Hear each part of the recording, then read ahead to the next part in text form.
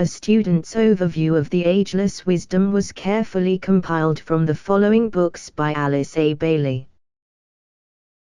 A Treatise on Cosmic Fire. Esoteric Psychology, Volumes 1 and 2. Esoteric Healing. Esoteric Astrology. The Rays and the Initiations. Students are encouraged to download the free PDF version of this overview by following the link in the video's description, or to order a printed copy at cost from thebookpatch.com, but are advised to read the original, unabridged books in order to gain deeper insight into the ageless wisdom. Students are also invited to join our online study group at facebook.com/groups/students of the ageless wisdom. Chapter 25 Esoteric Psychology Volume 1. Section 2. Esoteric Psychology Volume 1. 3 Objectives in Studying the Rays. The study of the rays, and a true and deep comprehension of the inner significance of the teaching, will do for us 3 things. A. It will throw much light upon the times and cycles in the unfolding panorama of history.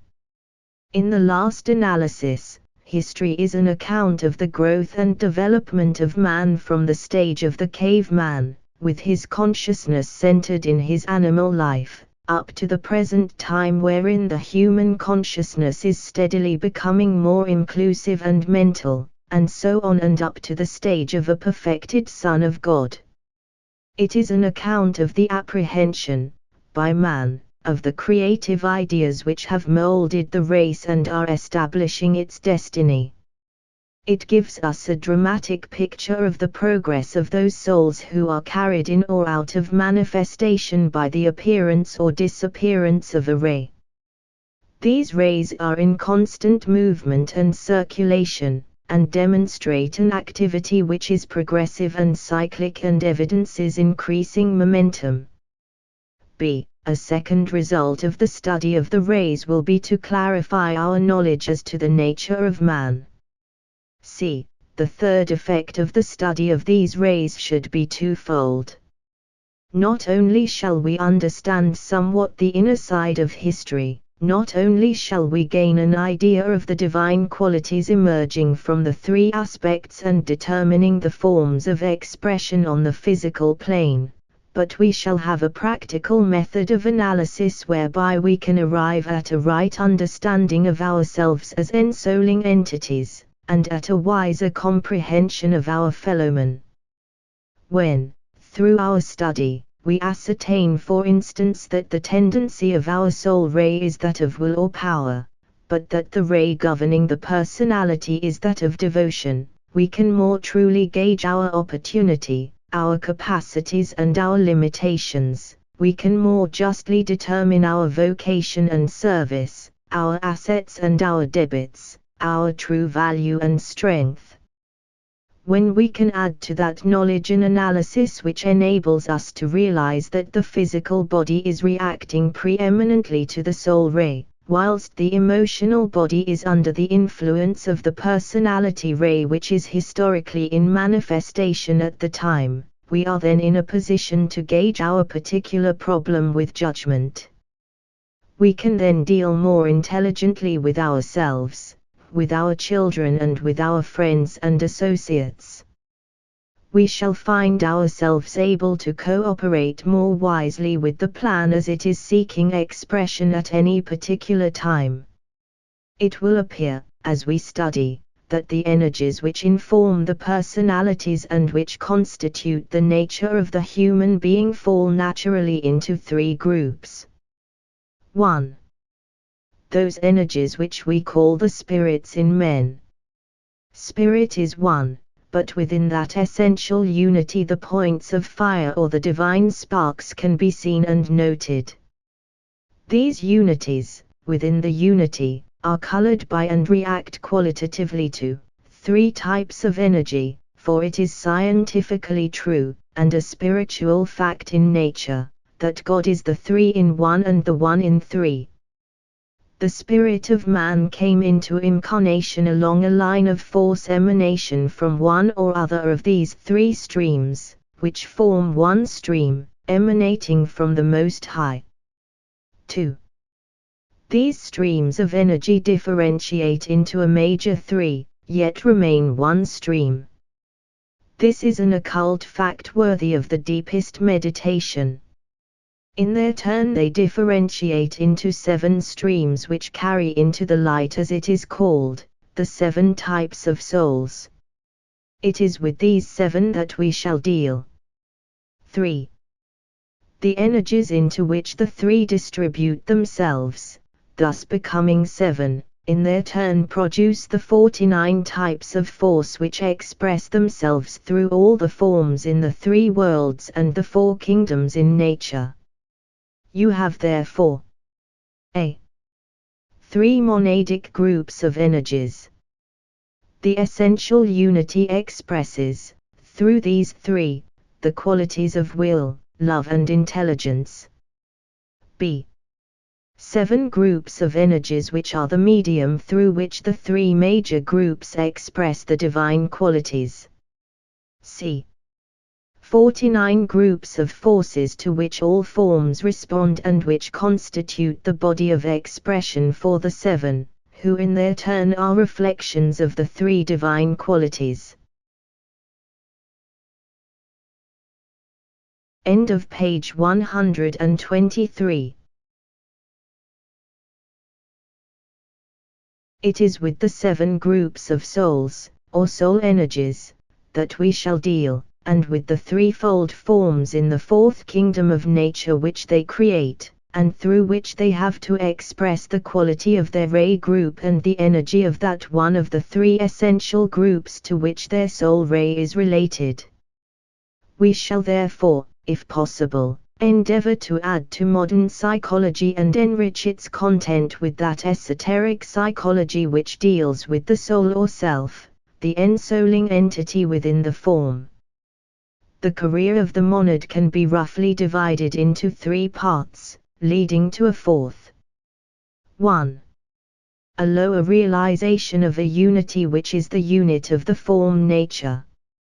In this unity, the soul is so closely identified with the matter aspect that it sees no distinction, but is the form, and knows not itself as soul.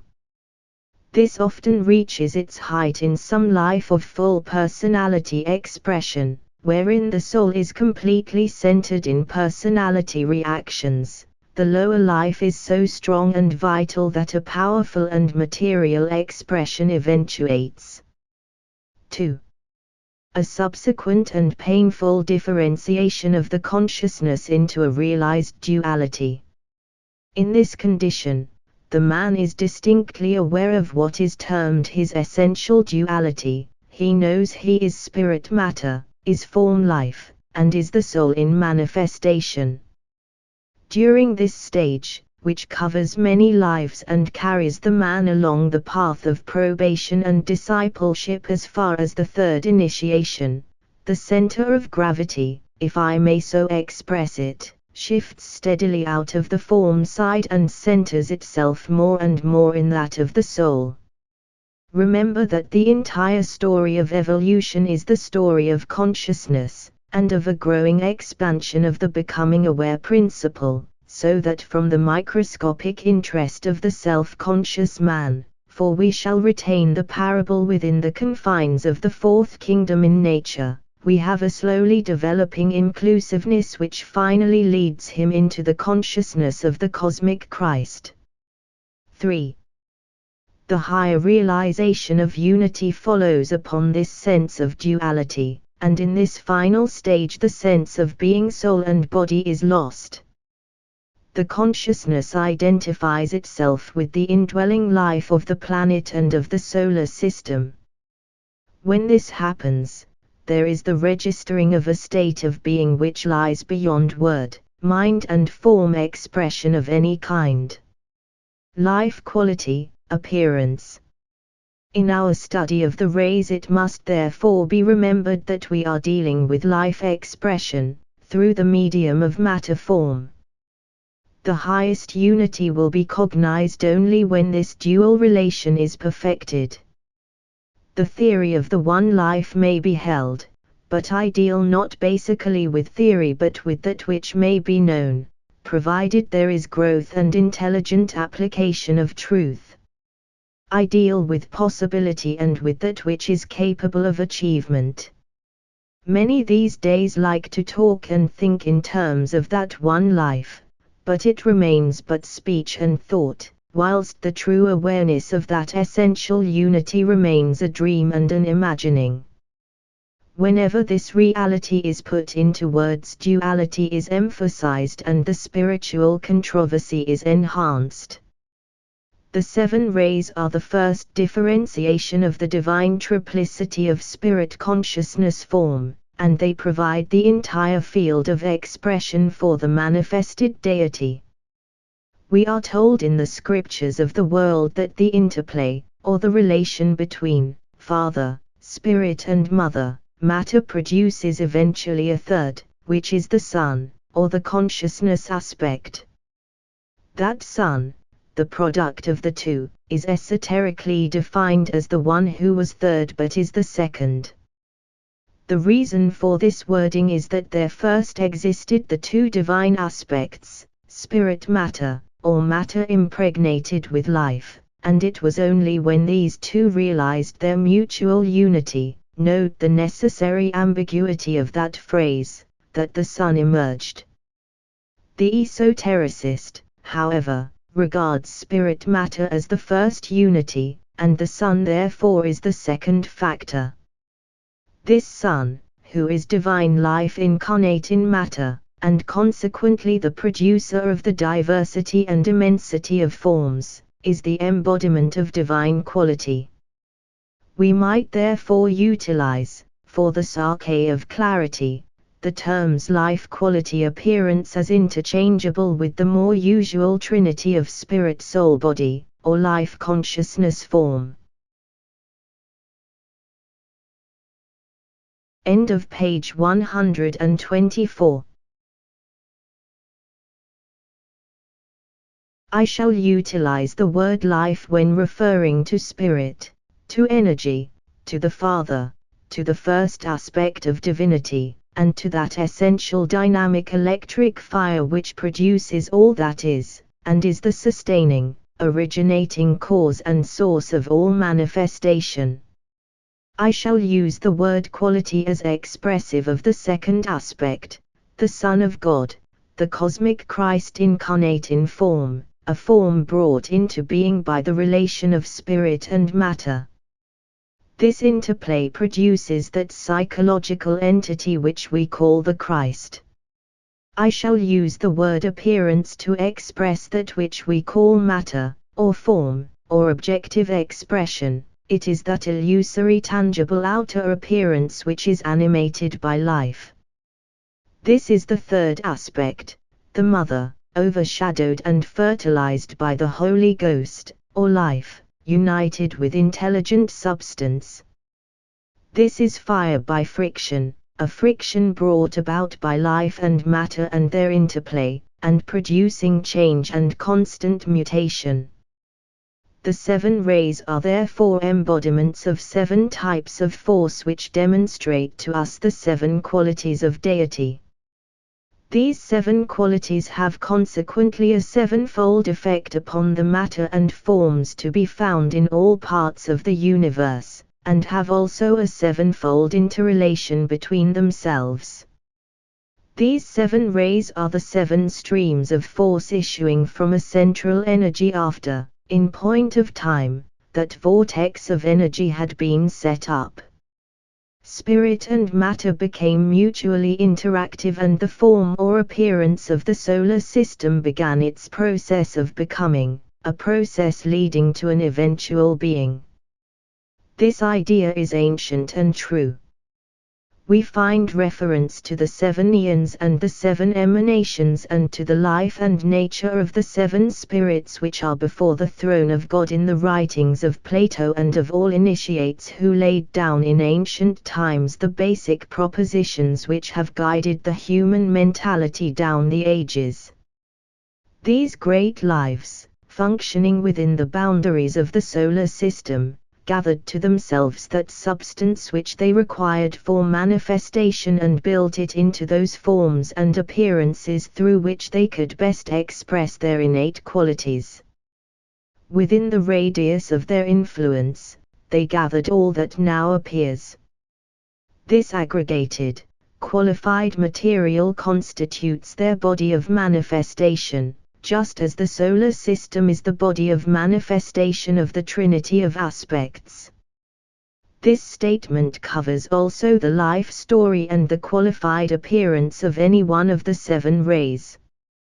God, ray, life, and man are all psychological entities and builders of forms.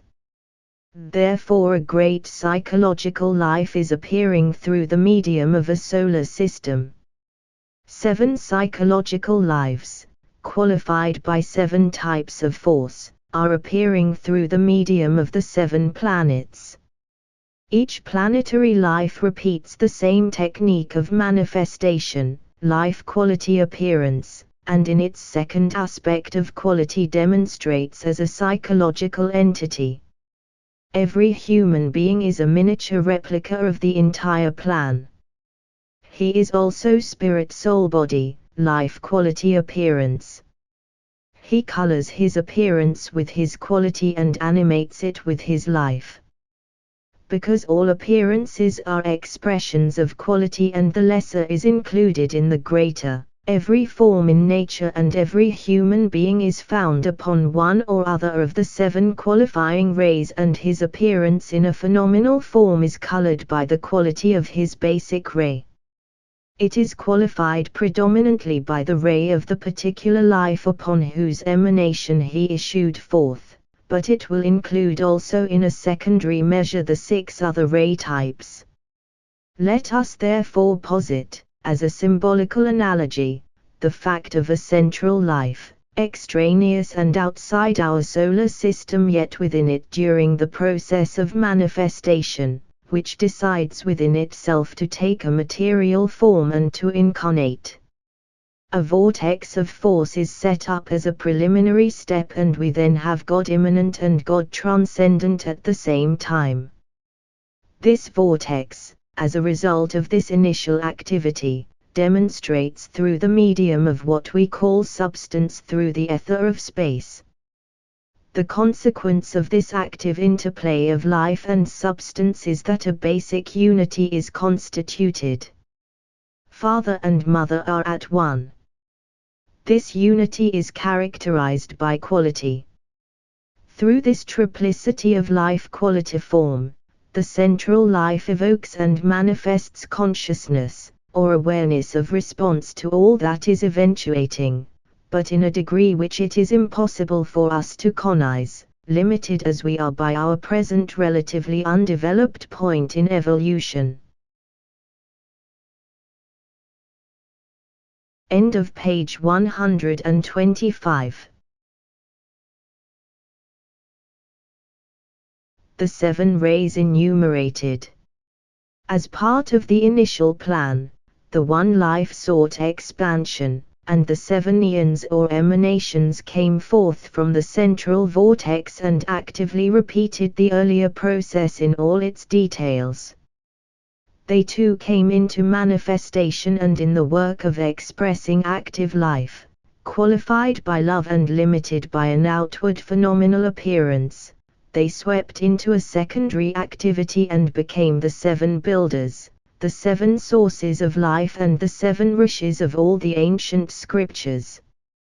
They are the original psychic entities, imbued with the capacity to express love, which involves the concept of duality, for the loving and the loved, the desiring and the desired, must here be posited, and to emerge from subjective being into objective becoming.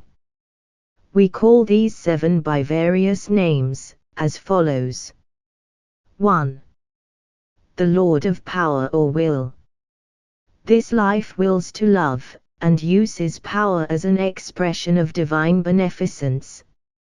For his body of manifestation he uses that planet for which the sun is regarded as the esoteric substitute. 2. The Lord of Love Wisdom, who is the embodiment of pure love, is regarded by esotericists as being as close to the heart of the solar logos as was the beloved disciple close to the heart of the Christ of Galilee. This life instills into all forms the quality of love, with its more material manifestation of desire, and is the attractive principle in nature and the custodian of the law of attraction, which is the life demonstration of pure being. This Lord of Love is the most potent of the 7 rays, because he is on the same cosmic ray as the solar deity. He expresses himself primarily through the planet Jupiter, which is his body of manifestation. 3. The Lord of Active Intelligence. His work is more closely linked to matter and he works in cooperation with the Lord of the second ray. He is the motivating impulse in the initial work of creation. The planet Saturn is his body of expression within the solar system, and through the medium of matter, which beneficently obstructs and hinders, he provides humanity with a vast field of experiment and experience. 4. The Lord of Harmony, Beauty and Art. The main function of this being is the creation of beauty, as an expression of truth, through the free interplay of life and form, basing the design of beauty upon the initial plan as it exists in the mind of the solar logos.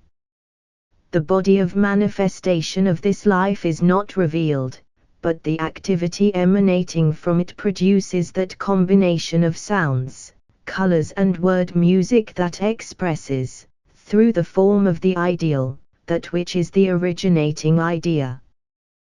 This 4th Lord of creative expression will resume activity upon the earth about 600 years hence, though already the first faint impress of his influence is being felt, and the next century will see a reawakening of creative art in all its branches. 5. The Lord of Concrete Knowledge and Science. This is a great life in close touch with the mind of the creative deity, just as the Lord of the second ray is in close touch with the heart of that same deity. His influence is great at this time, though not as potent as it will be later. Science is a psychological unfoldment in man due to this ray influence, and is only entering into its real work. His influence is waxing in power, just as the influence of the 6th Lord is waning. 6. The Lord of Devotion and Idealism.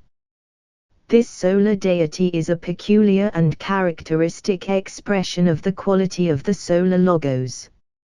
Forget not that in the great scheme of the universal universe, not just our universe, our solar logos is as differentiated and distinctive in quality as are any of the sons of men.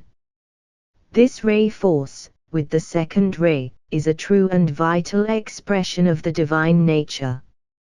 A militant focusing upon the ideal, a one-pointed devotion to the intent of the life urge, and a divine sincerity are the qualities of this Lord, and set their impress upon all that is found within his body of manifestation. Advanced esotericists debate as to whether Mars is, or is not, the planet through which he manifests. You must remember that only a few of the planets are the bodies of expression of the Lords of the Rays. There are 10 planets of expression, to use the term employed by the ancient rishis, and only 7 ray lives are regarded as the builders of the system. The influence of this 6th Lord is now passing out.